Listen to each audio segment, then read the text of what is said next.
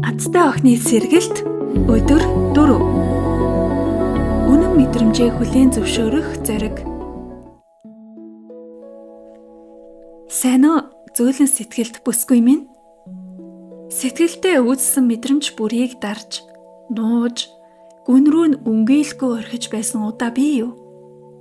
Гэхдээ өнөөдөр бид зоригтойгоор мэдрэх тухай ярилцсан. Учир нь үнэн мэдрэмжийг хүлээн зөвшөөрнө гэдэг өөрийгөө хайрлах нэг чухал алхам юм. Уйтгарлахыг хориглосон нийгэмд бид өссөн. Битгий сул дорой бай. Уйлвал бусдад дараа болно. Зүгээр л сайн дүр эсгээд алах гэж амьдрал хэлсээр ирсэн.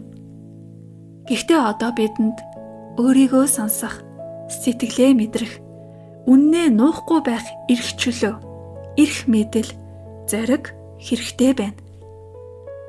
Тиймээс би өнөөдөр чамд хэлмээр байна. Чи юу мэдэрч байгаагаа хэлж болно. Чи уйлж болно. Чи бухимдаж болно. Чи юу ч мэдрэхгүй ч байж болно. Чи зүгээр. Чи хангалттай. Чи бол хүн шүү дээ.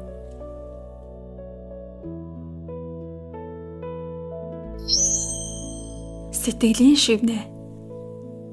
Сэтгэлээ нуух тусам би өөрийгөө алдаж байжээ. Харин үннээ мэдэрсэн тэр мөчөөс би өөрийнхөө талд орсон.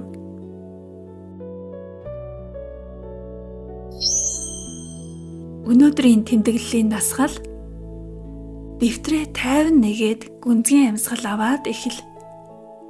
Би өнөөдөр яг юу мэдэрч байна вэ? Дүгнэлт тайлбар хэрэггүй. Зүгээр л нэрэл. Би энэ мэдрэмжээ өмнө нь хэрхэн дарж нууж ирсэн бэ? Өөрийгөө илүү зөөлнөөр сонсож, ойлгож байхын тулд би өөртөө ямар орон зай гаргаж өгөх хэрэгтэй вэ?